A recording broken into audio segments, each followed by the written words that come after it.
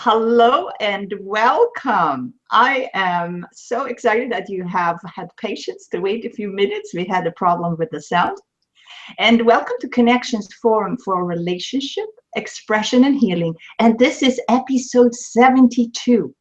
The topic is today how creating beauty inside out can lead to vibrant, ageless life with our special guest, Joci James. Say hello, Joci. Good morning, and I'm so happy to be here. So happy that we have sound. We were muted for a while. So, I think we start off with challenges and we conquer them, and it makes us feel victorious.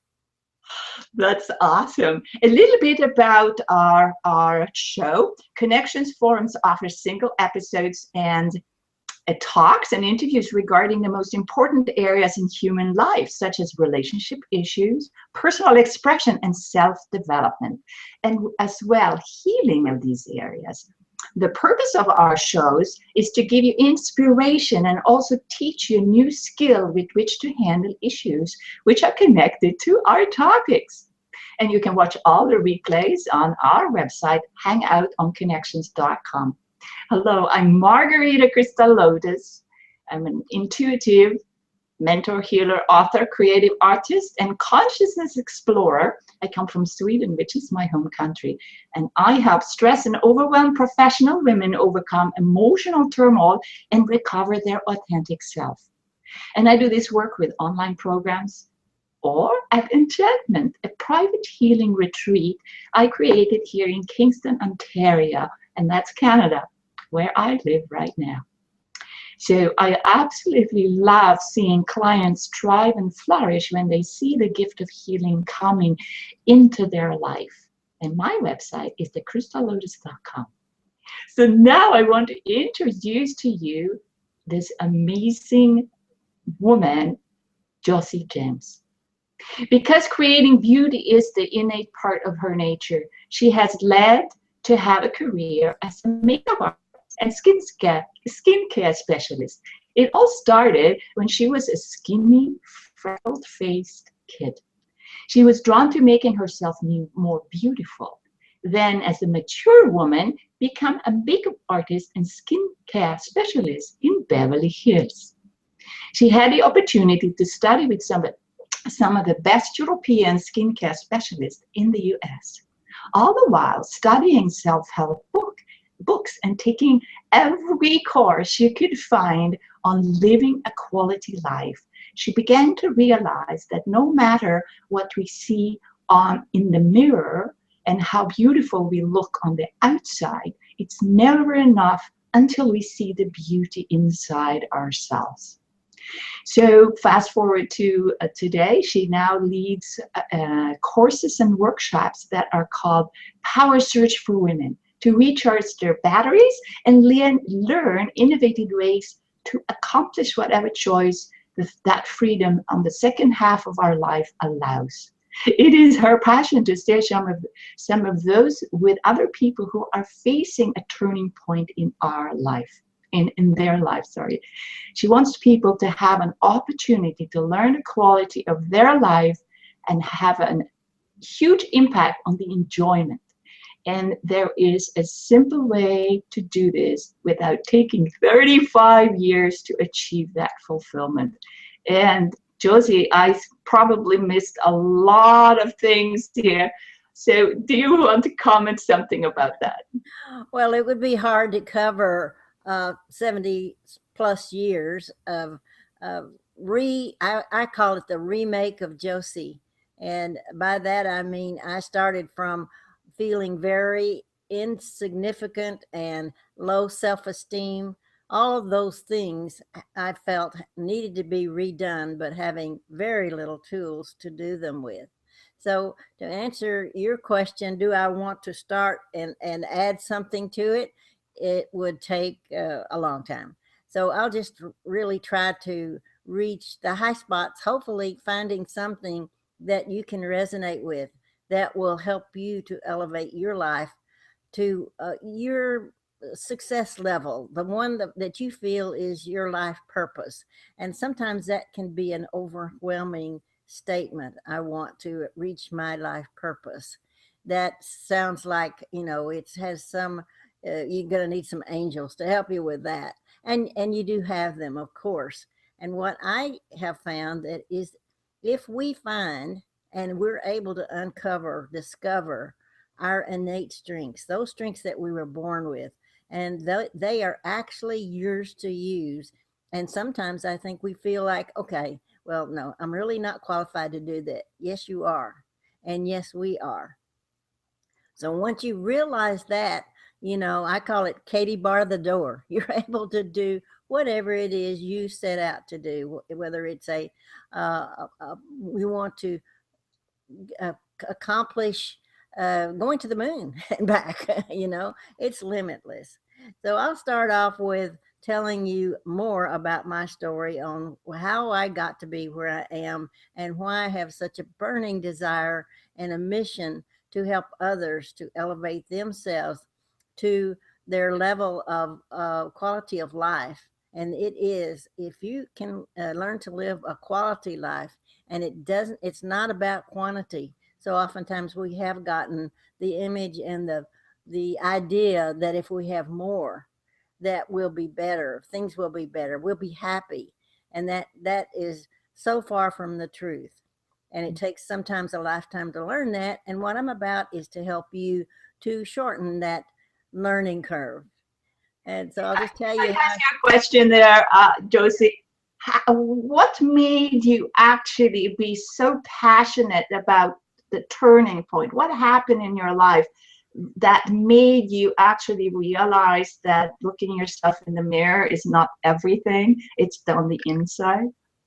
Well, it took many years, and that's what I'm getting to on that is getting up to my middle years and that's the audience that I address now, and is that's usually the turning point, because we oftentimes, well, all of our lives are pretty much structured.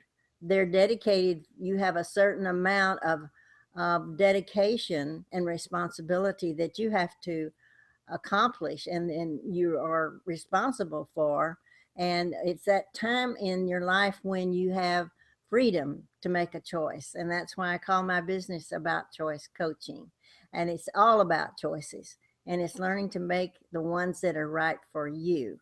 And that turning point can be, of course, I say 50, half your life usually is the time when we are looking out to choose things that we have the freedom to choose at that time. We've either raised a family or we've had a career that we've have gone maybe to retirement age, and we're looking for a way to fulfill our lives from that time on. So my mission, my time, and that I call it the golden thread that started when I was born, and born with little. We had very, very little because it was 1927, and that was when the Great Depression started. And we were very poor, and there was, we had, at those times, we had food lines where people had to stand in line for food. And that was the average person. That wasn't just people that were street people. They were people that were good people and could work if they had jobs, but there was no jobs. And so I call it the not enough period. The feeling, I know we have a lot of times that same feeling when we do have plenty of material things as in these days, but in those days it was not enough food. It was not enough to have the necessities that we needed. So that was a time when we were very deprived and hungry for filling our bodies so that we could perform. In these days, it's we have a not enough because we want more. So I that would take me through a little while to tell you about the rest of what shaped me into feeling that still not enough until I was 50 years old. And I didn't realize that it was because I didn't feel comfortable within myself. And it was an inside job that I need to work on. Yeah, that's very important to look inside, and that's my passion too.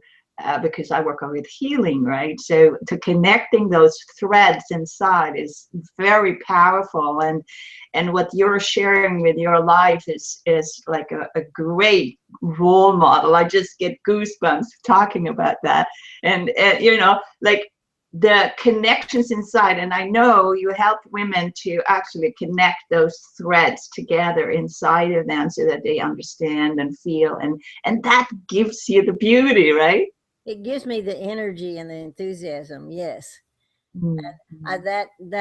You know, the feeling like you said about being a skinny redheaded freckle faced kid, and of course the kids at school and my brother teased me unmercifully about that, which made me feel very ugly.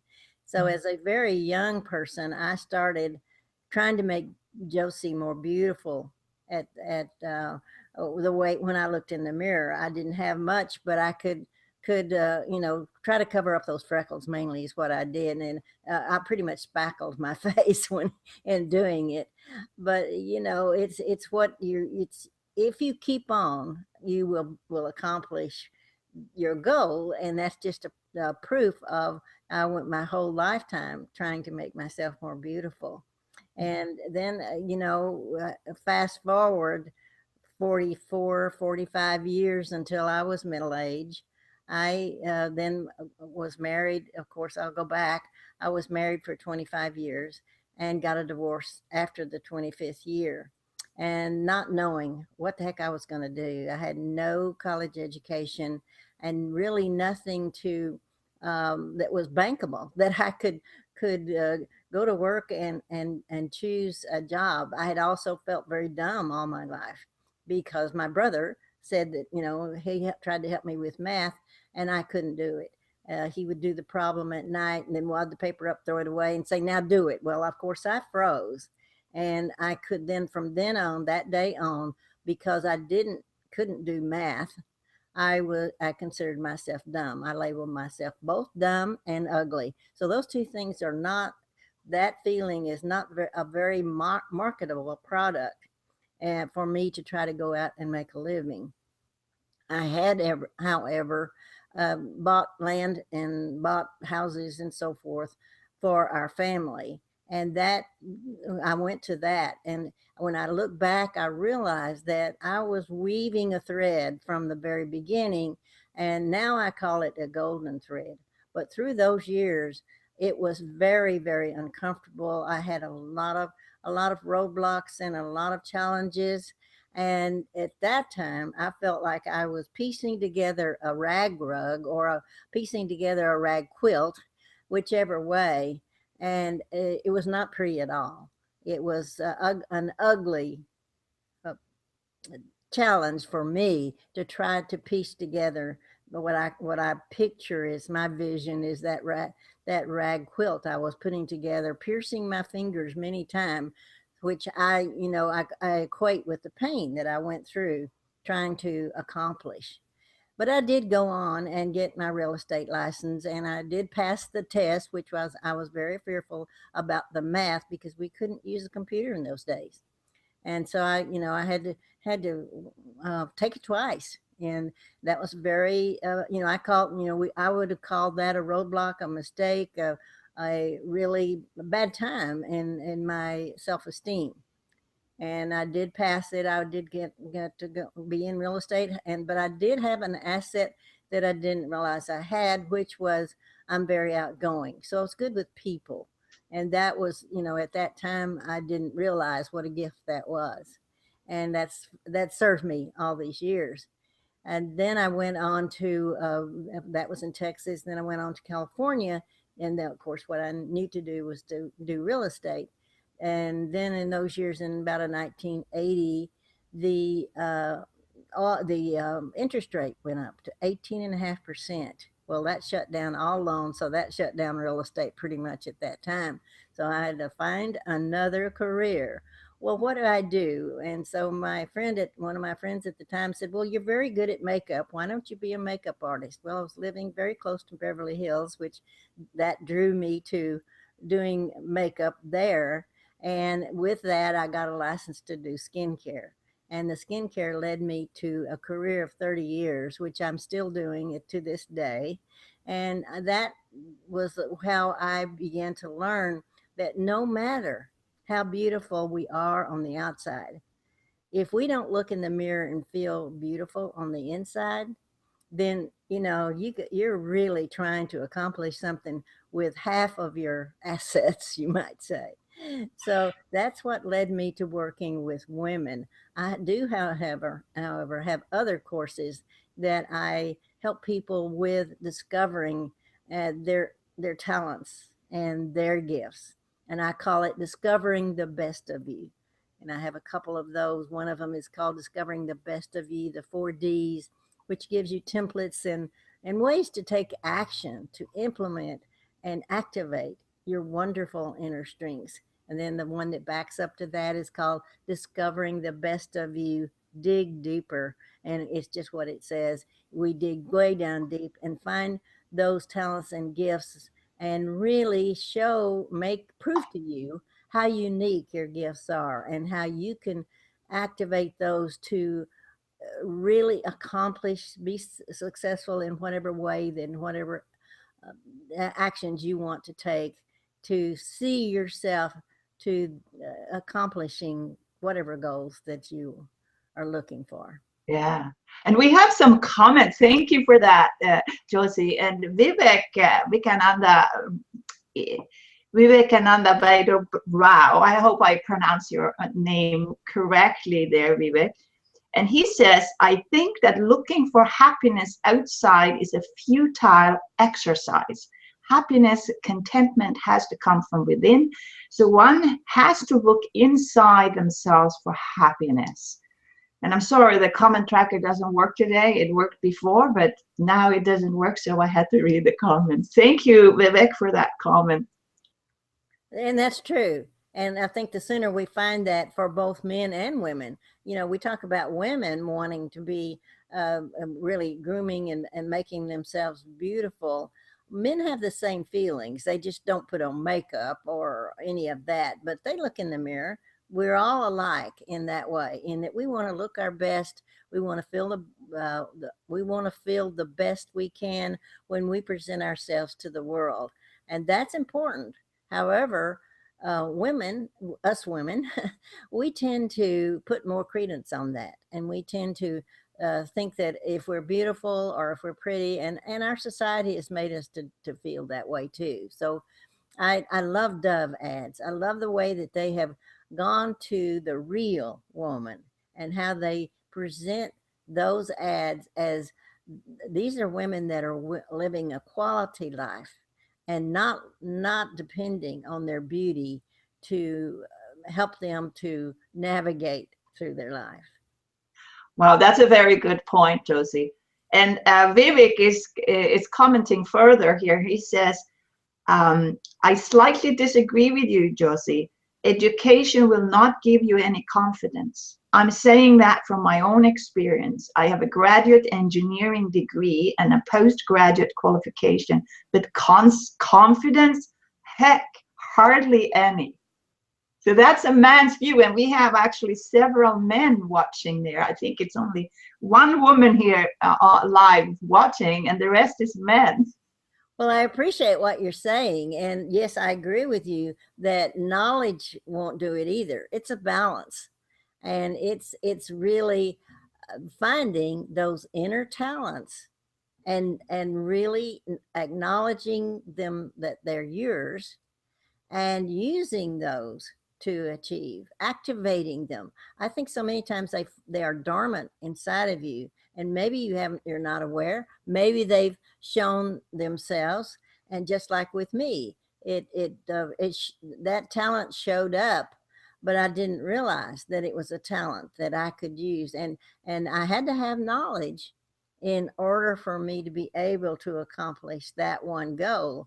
And that's true with everything I've done. In order to be on this call today, I had to have knowledge, but I had to back that up with that feeling of inner confidence. And I think when you take yourself out of you and realize that you have talents to share, you have gifts to share with other people, then the self-confidence comes, because you have a burning desire to help other people. And I think that's within all of us, men, women, the whole world.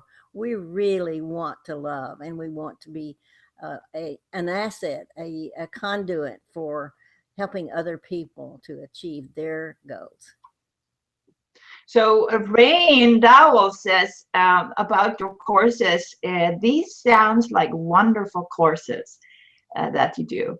And I have a question for you about that. So how do you start when you have a client or in a course? What do you start with? What is the thing that you make them becoming aware of?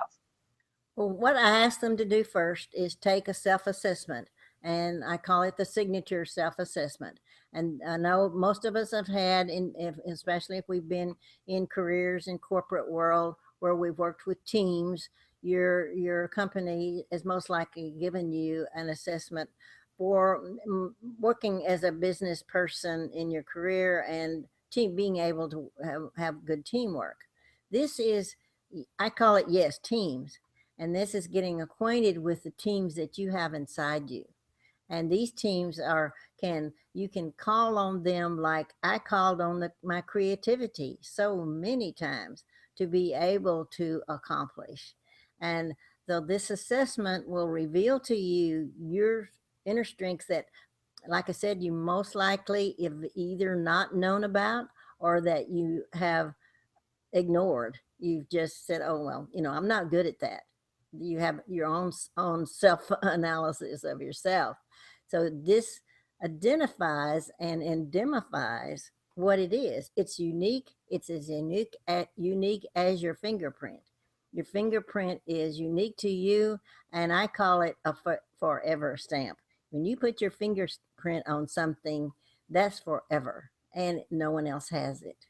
So it's actually your duty to use these inner talents.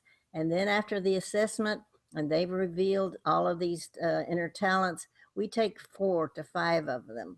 And that's why I call it the 4Ds. We work on the template that starts out with discovery, and that's discovering and really identifying and listing those talents and values. And then we go into define, and the define is looking at those talents and seeing, looking at your next object that you want to accomplish, and okay, how can I use this talent to activate what it is I want here. And then we go into design, and that's making your blueprint, making your roadmap. And I call myself the life strengths detective because I help people make that treasure map. I call it a treasure hunt. And we go through these 4 steps and really learn to activate what the assets you have. And then you get it all together. You get it made up. Your blueprint is made. You know where you're going from start to finish, and then you can accomplish that goal and finish your project. And then you have to deliver it. So delivering it is what I call the juicy, delicious part of it, because it's almost like, and excuse us, men, but it's almost delivering a baby, because you've worked all this time and it's taken you 9 months, 12 months, whatever, to get it together. And you've got this beautiful baby to deliver to the world. It's interesting that you have this process, because it seems very easy to understand. And I had a question in my mind when you said about trying to find your talents. So what do your clients feel that their talents are? Well, they can start out from saying, I have no talent. I've heard that quite often. And of course, that we all know that's not true. We can say it about ourselves because we have not recognized them. It's almost like somebody's knocking on your door and you don't answer.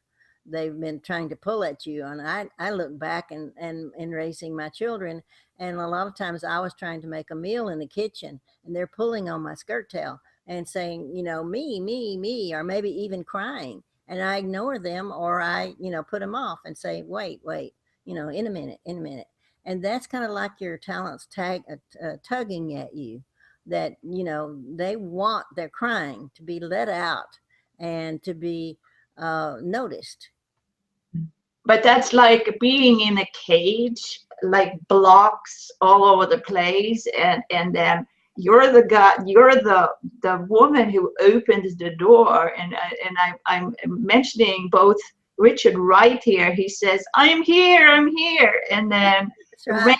Dowell says, I love these words, treasure map, treasure hunt, your unique blueprint. It's so inspiring. Well, And this is, that's the part I play, and that's my talent. And it's not that I ever tell anyone what to do, or say, well, look at you, you've got talent here, talent there. I could say that until I'm blue in the face and you would not believe it. When it's revealed to you and it is there in your face, you can't ignore it. It's part of you, and it's part of your purpose. And that's part of what we started out with. Your purpose can be very elusive, and it can be uh, intimidating and overwhelming. And yet, when you see these things are yours, you have those gifts. I call it a toolbox. You have this toolbox, and you have not ever picked up maybe this screwdriver, and it's rusted. So you got to take it out and polish it. And then you look at it and say, oh, how beautiful. Look what I can do with this. well, that's very, very important, because I think that we're born with the toolbox already. It's just that we don't know we have it. And then you're the ones, the detective, who points out where it is, so that, I mean, it must be such a joy to actually see a client opening up and really flourish. And here she comes, the detective. I just want to show you that I can zero in with these talents and gifts, and that's why I am the life strengths detective. This is just, whoops. What happened? I don't know. Something came up here. I have to get it off. Okay. It says something about Hangouts. I really don't know what it is. Yeah. Okay. It's just back. Okay. It was saying me. Pay attention to me. Whatever it was.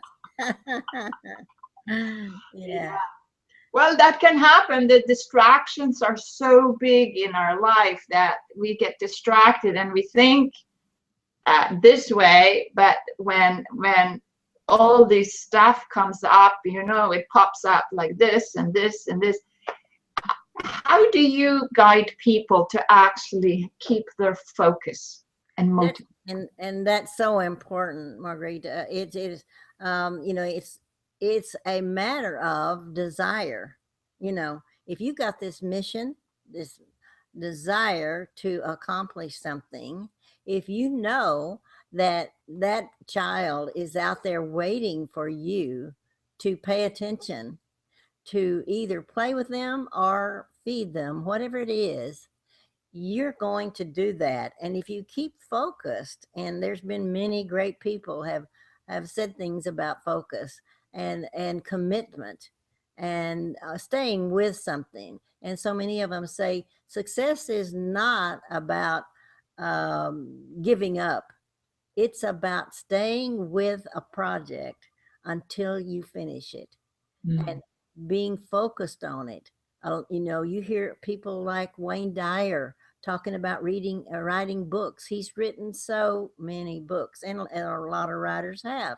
How did they do it? He says that's the first thing he did every morning. He stayed with it for 3 to 4 hours every day for 12 months.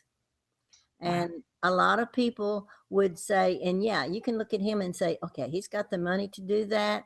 He lives in Hawaii, in a wonderful place that is serene. You can give all of those perks that maybe other people have. But if you have that burning desire, you could have done it in a little shack somewhere, and it wouldn't have made any difference. Mm. I know you had some quotes you wanted to read. Is this a time that you could Well, read? yeah, it's about what I talk about is about wholehearted living, living your best life, living your life well. And the reason why, of course, I am so focused on that at 88 years old, I Yay! yes, it is a celebration. I'm looking at all of us are going to die. All of us are going to be laying on our bed thinking, okay, did I fulfill my best wishes? Did I fulfill my life purpose? Whatever those questions might be. And it could be even when you lay down at night, you're looking at, what did I accomplish today? And if every day you're looking at doing your best and being the greatest to serve your purpose in a way that you will not be regretful when you're dying, and you will not look back and leave that and know that that legacy was really, you did a wonderful, you were great at what you're doing. And I like to quote from Brene Brown. She's one of my favorite writers. She's been on, of course, Oprah quite a bit. And I think her last book, she may have another one, but this is the last one I know about. It's called A Wholehearted Living. And she has 10 guideposts for daring greatly. And her first one is cultivating authenticity. And that means letting go of what others think. And then cultivating self compassion, letting go of perfectionism. And I think that stops us a lot of times. We think that if we don't do it perfect, or if we always find fault with things that we do. And that was a lot of my growing up. People found fault with me, how I looked, what I did. And I thought that because of that, I was not capable of accomplishing anything. And then cultivating a resilient spirit. That means letting go of numbing and powerlessness, and cultivating gratitude and joy, which is letting go of scarcity, the not enoughs that I talked about. And then cultivating intuition and trusting faith. That just means letting go of certainty. We don't have to know before we feel grateful for what we already have, and how we can have intuition and start out on a project, not knowing the end, but knowing that we have the tools inside of us to accomplish it. And then cultivating creativity, letting go of comparisons. Don't we all do that? Well, like I just did with Wayne Dyer. Well, he lives on a Hawaiian island. Of course, he can sit on his lanao and create and write every day. Who couldn't? You know, it's not that your desk and your computer, wherever you are, is not enough. So our comparisons sometimes stop us from accomplishing. And then cultivating play and rest. I think we are a nation of workers. We overwork, we overachieve. We work 10, 12 hours a day until we're exhausted. And then we have not enough left of our energy to give to our families, or to even give to just ourselves when we get home, to relax and recharge our batteries. We don't give ourselves enough time to do that. We don't even give ourselves enough time to breathe. How many times have you breathed deeply today? This is so inspiring. Thing is so freeing. You can do that any time of the day. You have the freedom to do that. Let it go. Breathe deeply. And then cultivating calm and stillness. We have so much noise around us. We're not comfortable unless we have noise. We have noise in our cars. We have noise in our home. We don't have a quiet place. Most of us don't. I can't say everybody, but most of us do not create a time when we have total quietness, that we can listen to our heart, listen to what our higher spirit is telling us, guiding us, and helping us to make the right decisions and make the right choices. And then we have cultivating meaningful work. And that's what I just talked about, is helping our own creativity and our own gifts to be activated, and we can have the work we love. And as they say, if you love what you do, then you'll never work the rest of your life. And that's such a freeing statement when you know that you've made the choice. And we sometimes don't let ourselves be free enough to choose the work that we love, and thinking limitations, thinking that that work is not going to bring you the salary that you want, or the whatevers that you have thought you needed. And that may not be true. And cultivating laughter. I call myself a comedian. I love to play. I love to make jokes. I love to use that intuitive spontaneity that I was given. That's one of my birth gifts, is that I can insert laughter into a conversation, which sometimes could be dull, could be, and sometimes that's why we lose focus, is that we're trying our best to pay attention to something and you get bored with it. A little laughter inserted always brings you back to where you're trying to focus and pay attention on whatever's happening. And they say cultivate laughter, song, and movement, and letting go of always being in control, and letting go of looking cool. How many times do we think, okay, if I can just look cool, calm, and collected here, this is going to be a win. And that's true. You do need those assets, but it's not always about being the cool one or the person that's in control. I'll have to say that's one of the things that I've had to really work on, because, and that's what my family always, it seemed that we were so wanting attention that we needed to be in control, and we would interrupt each other. As a young person, I was so ashamed of that. Finally, I think I might have broken that habit of interrupting someone else, because whatever you've got to say is, that's what is considered. And if you interrupt, it's most likely because you think that what you've got to say is more important than what the person is saying that's talking. So that was one of my confessions today, is that sometimes I do interrupt, and sometimes I do want to be in control. And that's something that is, I just would like to improve, and I've worked on it. So That's amazing. We are coming to the end of our show. Mm-hmm.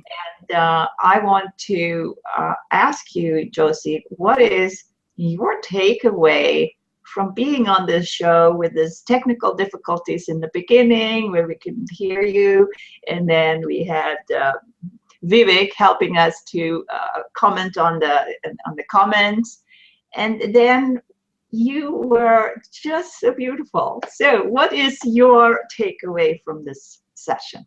Well, I'll just end with saying, to end that story, or talk, get to the point of the golden thread, that rug, or that quilt that I was piecing, that I felt was rags, turned into a beautiful tapestry. As I look back on my life, a beautiful quilt that can be hung up as a tapestry, because there's golden threads running all through it. And I look back at some of those things where I had huge, big roadblocks, many challenges, many health issues, all those things that happened, the death of my first child, all those things I look back on, I intuitively somehow used those as stepping stones, and got through those challenges, and came through it, and had a beautiful tapestry that I could be proud of. I could deliver to the world and show people what a wonderful piece of work I had in this life that I wove as a tapestry with a golden thread. Wow. Thank you so very much, Joci. And I want to ask you, is there a URL or a website that people can go and connect with you? JociJames.com. It's spelled JociJames.com. And there you'll find how you can connect with my courses and the free gifts I have, and just get to know me a little better. Awesome. Thanks for watching Connections Forum, and we return next week at the same time. And thank you, and we'll see you next time.